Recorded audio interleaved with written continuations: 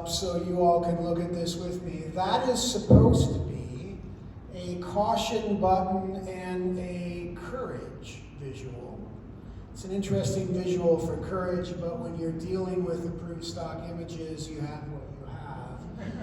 And the reason we've got those two up there, quite frankly, is because the caution sign says we want to give you a little bit of forewarning. We're going to talk about some heavier, deeper stuff. When we talk about stress and trauma, we're talking about pain, we're talking about hurt, we're talking about, for some people, really difficult memories.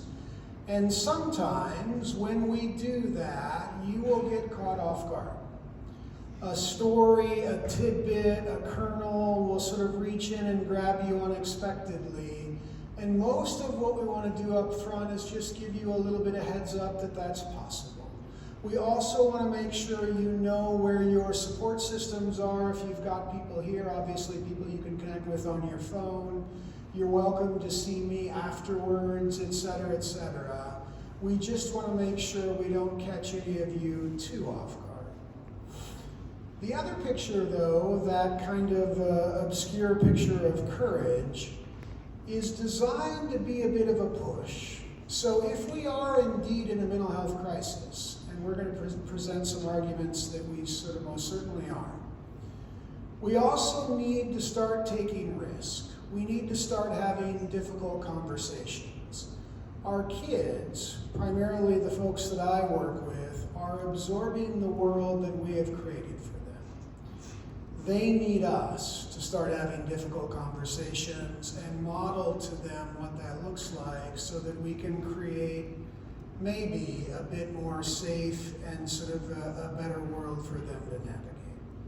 So if you want to come for the first 2 minutes and then leave, here is the crib notes or the abstract.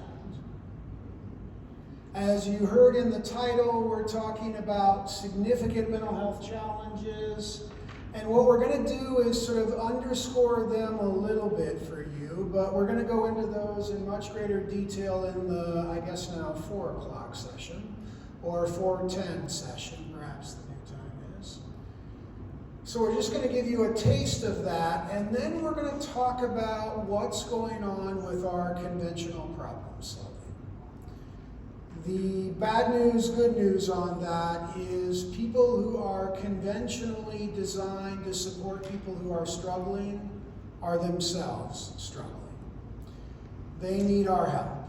So what we're going to do is we're going to talk about this really interesting concept that you all will no doubt appreciate of task shifting or task sharing as a creative strategy primarily developed in the developing world, which will be another kind of interesting story, I hope, and one that is starting to catch on here in the States. So, if you're like me and you have a news feed that you pay attention to with some degree of regularity, whether it's on your phone or someplace else, you probably scroll through tons and tons of content until something catches your eye. This was one of those articles that definitely caught my eye, mostly because I'm a trauma person, or that's kind of the business I deal in, if you will, but also because the title talked about the age of trauma, and in the context, I would argue the subtitle, or maybe the real title, is something called Syndemic Times. So what do we mean by syndemic times? This is really what the authors talk about. So I'll maybe give you the opportunity to just absorb that as I give you my perspective on that. If I talked about one of the major challenges creating mental health outcome for all of us, gun violence, not in a political way, by the way, but more in a sort of impact, regardless of what political perspective you might have on that particular issue, I would not just talk about mass shootings or school shootings or all that. I would also want to talk a little bit about how we respond. So hold on to this idea for a minute. If you are born today, you will generally go through whatever your life experiences are, but generally speaking, you will go through about 24 to 30 mass shooter drills at your schools. In some parts of America, those drills will include rubber bullets, because there are parts of America that believe the more real they are, the more effective those drills might be. And so whether or not, quite frankly, that's a good idea, I start to think about what is the broader effect that's having on our kids if not only are they worried about their schools being safe, they're also constantly reminded of that with random or sometimes unannounced sort of mass shooter drills at their schools.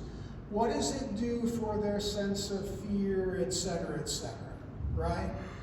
That, quite frankly, would be a big, enormous problem to solve all by itself, but that is basically one of, I'm not sure, 10, 11, 12 big problems. If you're worried about global conflict and what it might mean in Russia, Ukraine, or Israel, Palestine, or Sudan, etc., then that potentially has an effect on your well-being. If you're worried about the climate and maybe extreme weather patterns or sort of maybe this global warming thing is indeed real, that may have an effect on your well-being. So what the Harvard people were arguing was it's not just one of these things, let alone the pandemic we've all been through. It's all of these things coming together to create a pretty powerful toxic stew that I just want to show you our kids are responding to. So let's start with COVID, and I'm just going to walk you through some of these media highlights. Here are perspectives from the early days of COVID where mental health experts are saying, holy smokes, given what we know about mental health and trauma pre-COVID, we're going to have to be prepared and buckle up for unprecedented amounts of difficult challenges based on what happened. We also might remember that in this endemic times period, there were some really tragic reminders of inequity in America. And not just one particular incident, but multiple incidents where many, many people were very hurt, betrayed, concerned, etc., in terms of stacking up things that are challenging. So the Surgeon General and others started to try to warn us. We've got some significant issues going on with our kids that we've got to start to think about and pay attention to. And so we started to say, what do we do with that? But I want to show you one piece of information that got my attention recently. Let me just step back and give you an opportunity to absorb that.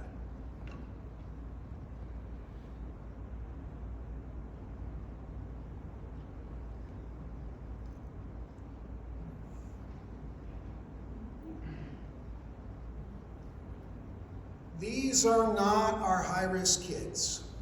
This is data designed to represent the broader population of high school kids in Wisconsin.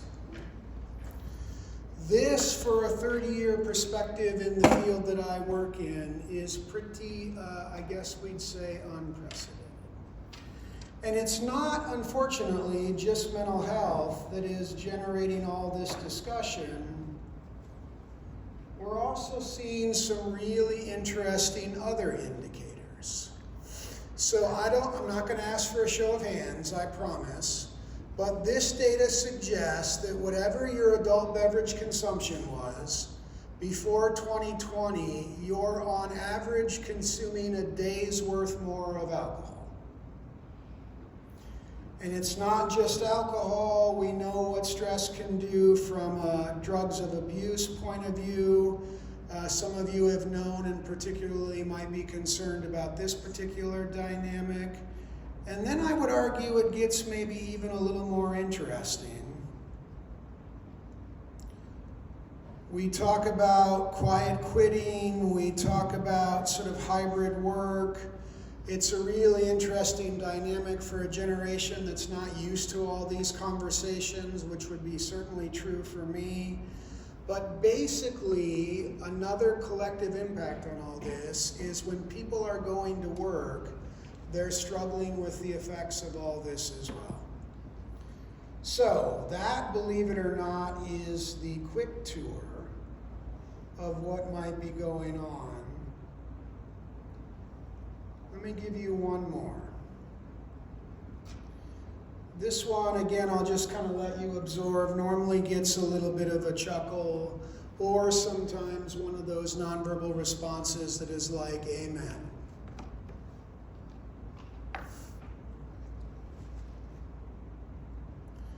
So if the effect of all this, because there are people who you didn't have to be concerned about before, you're concerned about now, makes you feel just damn exhausted, that's perhaps one of the impacts what we're talking about as well. So here's the upshot. We've got all this challenge going on. We've got all this sort of mental health presentation. We've got all this drug use presentation. We've got workers who are stressed. We've got people who are stressed.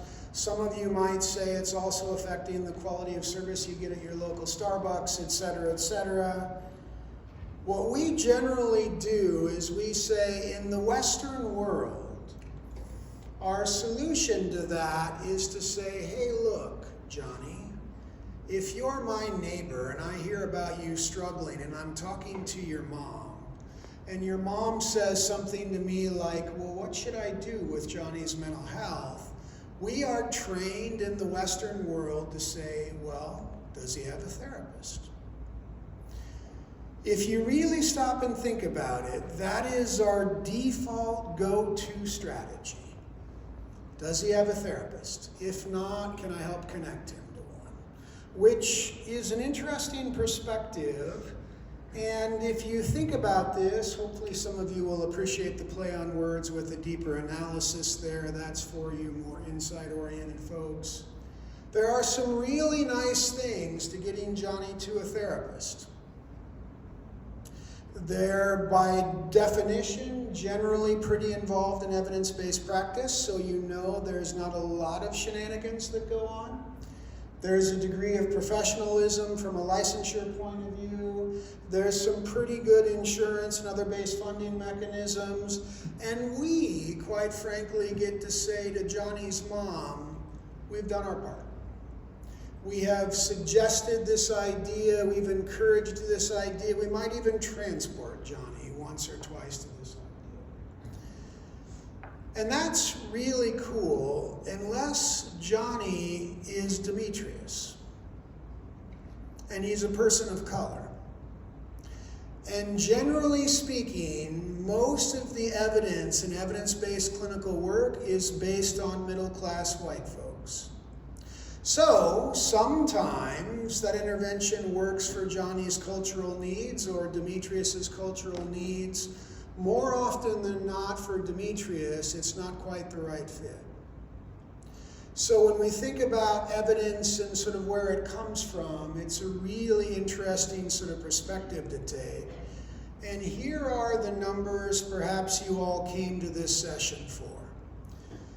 The folks at Mental Health America have tried to estimate the degree of mental health need that's out there in your communities, and then tried to figure out how many clinicians there are in said communities to meet that need. Their number is 350 to 1, meaning there are 350 therapists for every one person, making sure you're all still awake. The other way, there are 350 clients in need for every one therapist. Anybody know what a maximum caseload is for a clinical person? About 25 to 30 people. Think about that. So there is literally more than 10 times the demand. And oh, by the way, remember this as well. Each person that therapist is trying to help, the Johnnies and Demetriuses of the world, is also bringing one more day of alcohol use, increased mental health acuity, etc., etc., etc. And by the way, if we think this conventional problem-solving process is our go-to strategy, the no-show rate is right around 60%. So here's what that means. That means if you're worried about the mental health of your community, your neighborhood, your city, your county, your state, etc., we have a whole bunch of kids and adults out there who aren't getting their needs met. And the dynamics of syndemic times in the age of trauma have not gone away. So I suppose I should just pause for a minute. That's probably pretty intuitive for most of you, right? How does that leave you feeling? I promise this is not an analysis session. We won't go into it Freudian stuff. That would be kind of fun for me, but probably not so much for you. Does it affirm maybe what you already intuitively knew? All right, so what are we doing about it? Hoping to recruit more therapists? The state of Wisconsin, quite frankly, is trying to sort of make the licensing requirements more flexible as a way to sort of bring more clinicians to the problem, which quite frankly is pretty cool. I just want to show you some of this because I think it can be really powerful. There's a visual in this Time magazine article that I think you will really appreciate. Right here. So they're arguing, in spite of all this shortage, the black line up top is the change in rate of people getting mental health care. Really good news, except for the fact that when you see the orange line, it's the change in people reporting excellent mental health. So just to pile on a little bit more, not only do we have the 350 to 1, not only do we have the 60% no-show rate, it's also quite possible that what's going on in those sessions is not necessarily helping people get better if you buy what's going here. And just to keep piling on, and then I promise I will stop with all the madness, 50% of clinicians are burnt out. Now, I know I'm running the risk of piling on, but I feel like in some ways we've got to find a way to do this just to kind of say, we can't continue this trajectory. This is unsustainable, because guess what happens when a clinician burns out? They look through the want ads. Now I'm going to date myself there. I don't know where you go these days. There are probably job posts and websites and whatever. In my day, it was the want ads in the paper and sort of that kind of thing, but I'm obviously sort of showing my age. And they say, to heck with it, I can sell real estate. Or anything's better than the mental health demands of the profession I currently have. That is a significantly underappreciated sub-crisis to this mental health crisis we're all experiencing.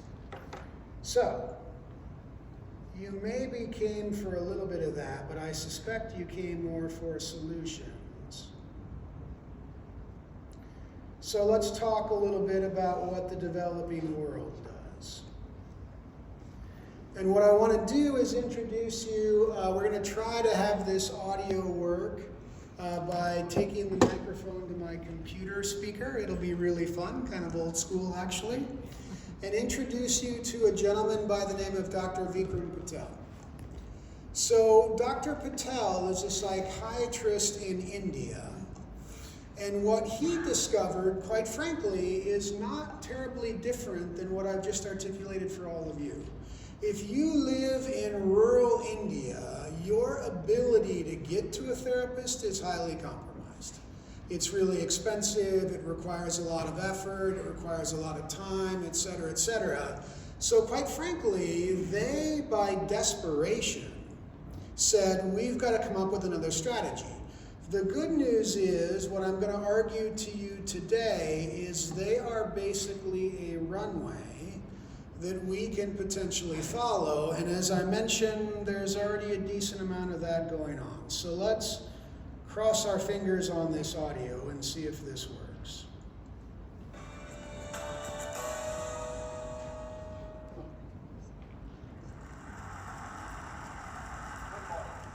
I'd like to ask you all to humor me first by closing your eyes and imagining a situation I'm going to describe to you. So please do close your eyes and please don't fall asleep.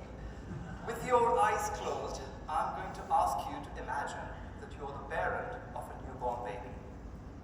When she's 2 weeks old, she develops a fever, and naturally, as with any other parent, you're quite concerned about her well-being. You call her mother, your mother, and you ask her for advice. And your mother says, don't worry, newborn babies frequently get fevers. All you really need to do is to wait till the morning and she'll be fine. But come the morning, you discover that her fever's gotten much worse. She's now burning hot and she seems to be gasping for breath. With your eyes closed, I'd like you to imagine who you would go to seek help from for your baby and the sort of place that you'd go to for that kind of help. Imagine both the person and the place. Now, open your eyes and look at this image. I'm pretty sure that none of you would have imagined that the sort of person would be like the woman on the right-hand side in the orange sari. Yet, the woman on the right-hand side, whose name is Anjana, and she works in the villages of Gadchiroli, one of the poorest districts of our country. She's a community health worker who's been trained to diagnose and treat newborn pneumonia. Women like her are virtual lifesavers for tens of thousands of mothers in our country. Now, some of you may wonder, why do mothers in our country need to consult women like Anjana? Well, the answer is quite simple. Usually, it's because they don't have any choice. Either medical specialists are not available, and even when they're available, they're not accessible, either because they're too expensive or a number of other sorts of barriers. It is for this reason that the idea of task shifting was developed. The idea simply means shifting healthcare tasks from more expensive and specialized people in the community, people like doctors and other specialists, to more available and affordable people in the community, women like Anjana, the community health workers. This particular model of task shifting was developed by an NGO called Search. But they weren't only satisfied with promoting an ideology. What they really also wanted to do was to demonstrate the effectiveness of this particular model by carrying out what in medicine is considered to be the most robust experiment of all, the randomized controlled trial. And when they did that, they found that in those villages where women like Anjana worked, newborn mortality fell by more than 25% compared to the other villages. So impressive were the results of this experiment that the government of India scaled up this particular model of care called home-based newborn care throughout our country in the National Rural Health Mission. Now, how does this idea of task shifting relate to my work? Well, I, as you heard in my introduction, work in the area of mental health. And I suppose some of you must be wondering, how does mental health figure on the public health agenda of India alongside such pressing issues such as maternal and newborn health? Well, let me leave you with some headline findings that explain why.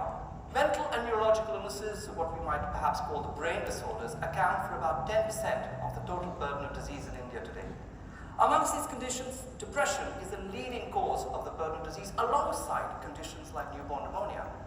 Suicide today kills 2 times the number of people in India as does HIV/AIDS, and in fact is the leading cause of death in young women on par with maternal mortality. And if I had to assemble all these different brain disorders into one pot, then it would turn out that at least 50 million people, and that's a conservative estimate, in our country suffer from one of these different conditions. Now, some of you must be astonished to hear that number. But consider for a moment the incredible diversity of these brain disorders. From intellectual disability, autism and epilepsy in childhood, through to depression, alcohol and drug dependence, schizophrenia, bipolar disorder in adulthood, all the way through to dementia and old age. And I'm pretty sure that each and every one of us here knows at least one person, maybe many more, in our most intimate social networks who has been affected. And suddenly, this number now becomes plausible. The real crisis, though, is the vast majority of these people do not receive any care at all. And one of the reasons, of course, is that we're pretty short of mental health professionals. I'd like you to imagine that India had the same number of psychiatrists relative to its population as one might see in the US. If that was the case, we should have about 150,000 psychiatrists in our country. The real figure, of course, is a minuscule fraction of that number. Now, the reason why this fact... All right, I think you get the idea, right? So what we're proposing is to borrow some of what's going on, not just in India, but all across the world. And quite frankly, as I'll show you in just a little bit, some of what's already going on here. So in the developing parts of the world, again, out of desperation, they had no choice.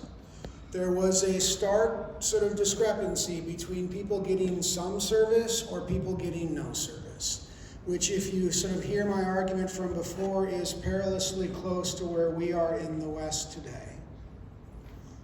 And so what we start to hear from folks is, well, hang on a minute. I've got a trained physician on one hand, and I've got somebody without a college degree on the other. How do we make sure we're super careful about not having the person without a college degree not do something wrong? And there are some really good mechanisms to sort of try to control and account for that. And what we keep seeing, not universally, is information like this, where this task-shifting approach, clinically and empirically, is pretty comparable to services from the professional. That, by the way, I would argue is really good news, and I probably can point out some sort of things you already know. Wisconsin has a growing effort for peer support programs.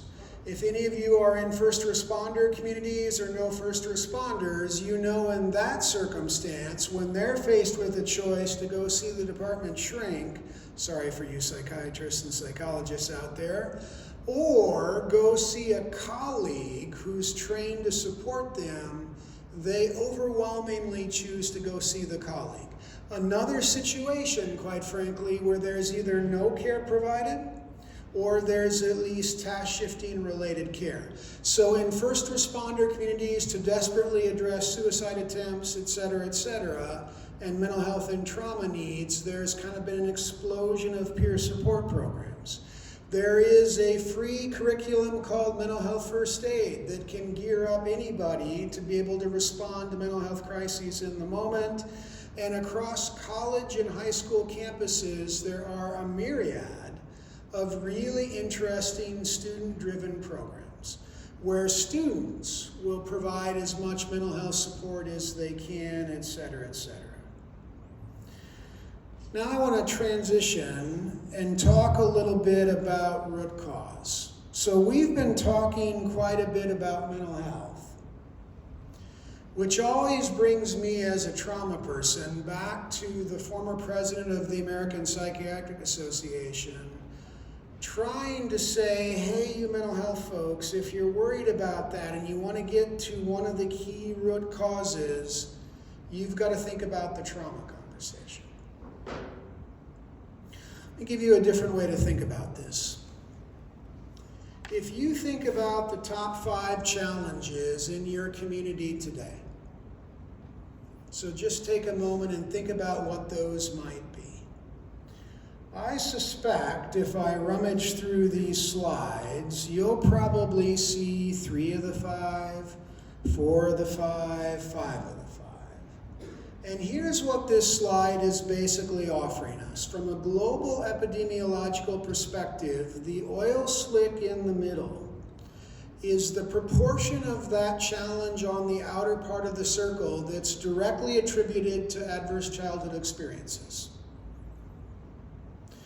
So, just so I'm clear about this, 67% of suicide attempts are directly attributed to this trauma conversation. You can't fundamentally address task shifting or professional the suicide problem without thinking about the trauma problem if 67% is the direct attribution number. Recent depression is 40%, alcohol binge drinking 32%, anxiety 56%, marijuana use 55%. What about what's going on in our work settings? So here are a number of work-related outcomes, including satisfaction with the job, et cetera, and then we get into some really interesting territory. 25% of heart disease, 24% of cancer, 15% of diabetes, directly attributed to this conversation we're having today. So we start to have some really interesting processes that say, okay, we've got a mental health crisis. Our conventional strategies are being overwhelmed and there's not enough of it to go around. So not only can we task shift or share, we can task shift to the root cause of the problem, because here's what's interesting to me.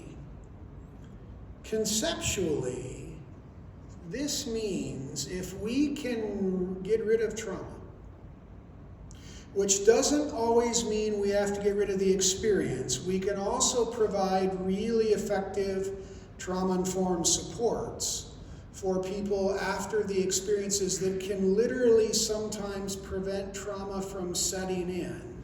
That's really powerful. Then conceptually, if we can prevent that, the oil slick proportion goes away.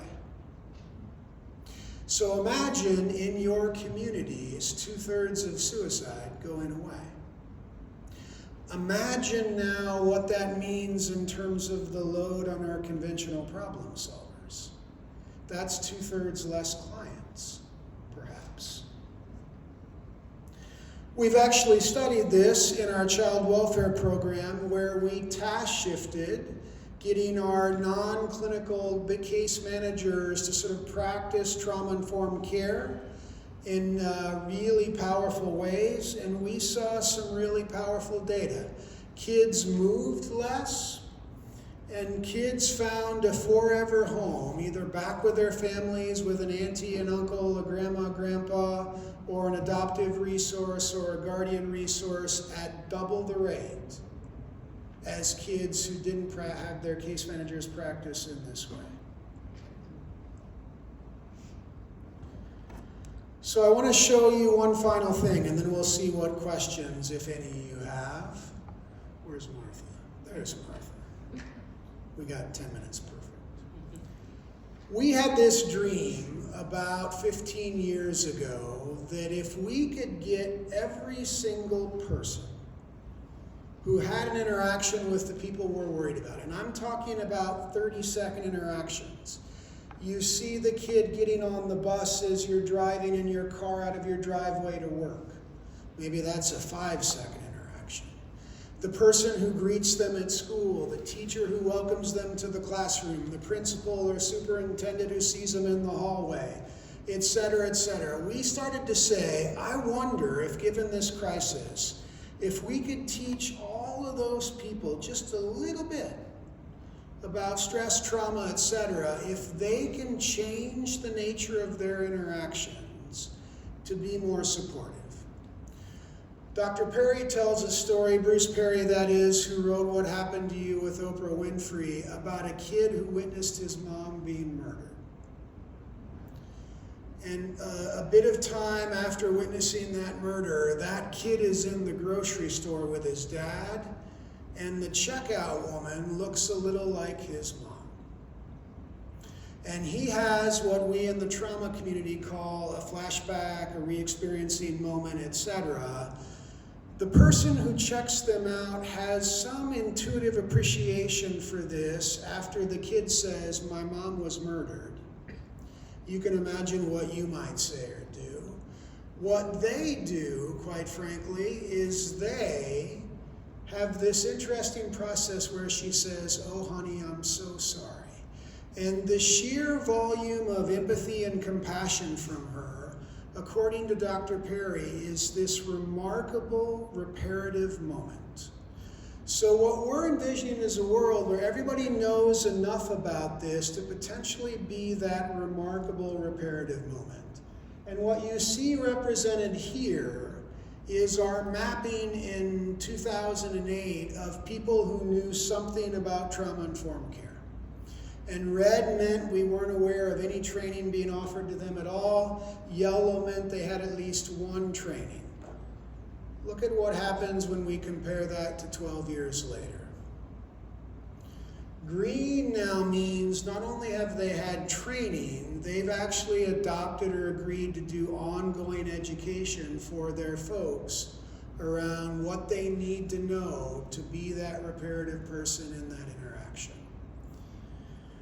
And then we see some of the big names in trauma saying to us that process again is really critical to task share, to address root cause, and to fundamentally alter the trajectory of the health and well-being of your communities. So, really quickly, we want to introduce you to these really critical ideas. Just exposing people to trauma and trauma-informed processes can have tremendous yield or payoff. And when we talk about trauma-informed perspective shift, here's a little bit about what we mean. We want to keep people safe and relaxed. We want to facilitate connection. And maybe the best way to sum this up is to play you this closing video.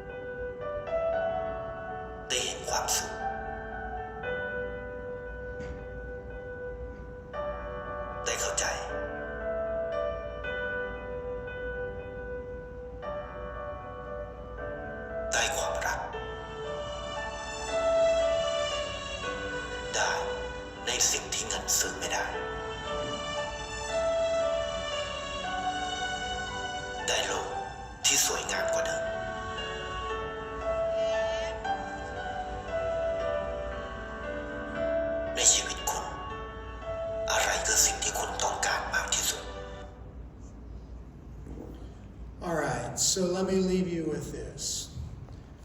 What are your task shifting or task sharing strategies that are going on in your community? If you don't know, maybe it's worth trying to figure out who you could talk to find out. And if we're going to get to root cause that is at the genesis of all this challenge, How can you be more like that person? And all those 20-second, 5-second, 2-minute interactions, they matter. What I love most about that video is not what he does. I love the skeptical older gentleman who's looking at him and shaking his head, who then is pretty awestruck by what he saw. We have 3 minutes. Comments, questions, or my favorite, challenges.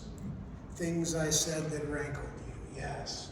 The ratio of 350 to 1. Yeah. Does that 350 number try to include the marginalized groups that you discussed, or does it not? Is that number barely even scratching the surface of the people in need? Yeah, it's a really good question. So the Mental Health America people, sort of off the record, would say maybe double it to sort of answer your point. But if we're going to sort of trust our formal processes, that's the number that comes out.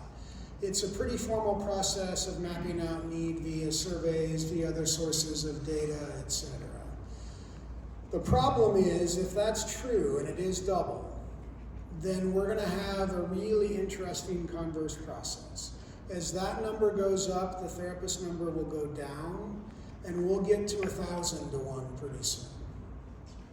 So here's the interesting thing about trauma. Veterans, for example, start to develop PTSD generally after the conflict is over. We are yet to fully absorb the stress and trauma-related reverberations from the past 3 to 4 years. But they are coming. This, I would argue, is an opportunity to try to get out in front of it and say, who do we need to do what to have the resources we need to make a difference? Great question.